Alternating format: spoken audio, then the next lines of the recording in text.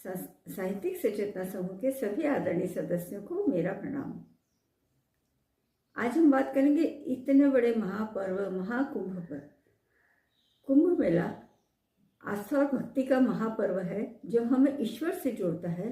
कुंभ मेला केवल एक आयोजन नहीं है, बल्कि यह हमारे आध्यात्मिक और सांस्कृतिक धरोहर का उत्सव है। आज देखिए, महाकुंभ में संगम तट पर सनातन संस्कृति की अनुपम छटा बिखरी हुई है। सनातन संस्कृति की इस अद्भुत छटा से भाव विभोर हुए भक्त, साधु संत सभी वहां पहुंचे हुए हैं। महाकुंभ में दुनिया भर से लोग इकट्ठा होते हैं, भले ही उनकी संस्कृति कुछ अलग हो। महाकुंभ का आयोजन केवल धार्मिक दृष्टिकोण से महत्वपूर्ण है ऐसा नहीं है, बल्कि यह एक सांस्कृतिक और सामाजिक संदर्भ में भी एकता का प्रतीक है। इस विशाल धार्मिक आयोजन में सम्मिलित हो हम इस आयोजन की व्यापकता साक्षात देख सकते हैं। यह एक अद्भुत आयोजन है और पूरे विश्व में एकता का संदेश दे रहा है। त्रिवेणी संगम में स्नान कर लोग पुण्य प्राप्त कर रहे हैं और जाने अनजाने किए गए पापों का प्रायश्चित भी कर रहे हैं। अब ये तो जाने कि महाकुंभ होता क्या है। शास्त्रों के अनुसार जब 11 पूर्ण कुंभ हो जाते हैं, एक कुंभ 12 वर्ष का होता है, तब 12वें पूर्ण कुंभ को महाकुंभ कहा जाता है, जो 144 साल में एक बार लगता है। शायद हमारे जीवन में एक बार ना भी आए या एक बार आए। इसके चलते इसे भव्य कुंभ भी कहा जाता है।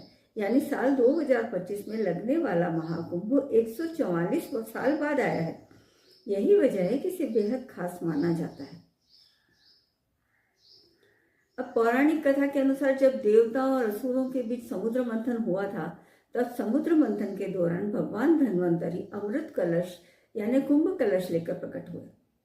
देवताओं के संकेत पर इंद्रपुत्र जयंत अमृत से भरा कलश लेकर भागने लगे और असुर जयंत के पीछे भागने लगे।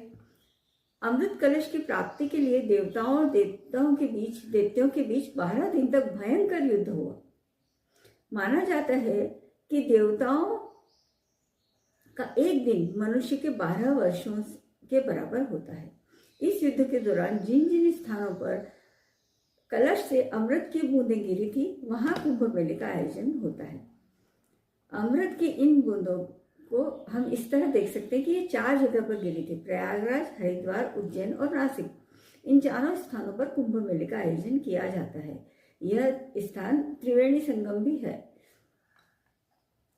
इतने बड़े मेले का आयोजन और भक्त गणों के रहने खाने का इंतजाम, नागा साधु, अलग अलग अखाड़े का आकर्षण, सब कितना अचंभित करने वाला है। यह हमारे देश भारत भूमि में ही हो सकता है। यहाँ की सनातन संस्कृति को नमन। महाकुंभ का पर्व है भारत का सम्मान। महाकुंभ का पर्व है भारत का सम्मान।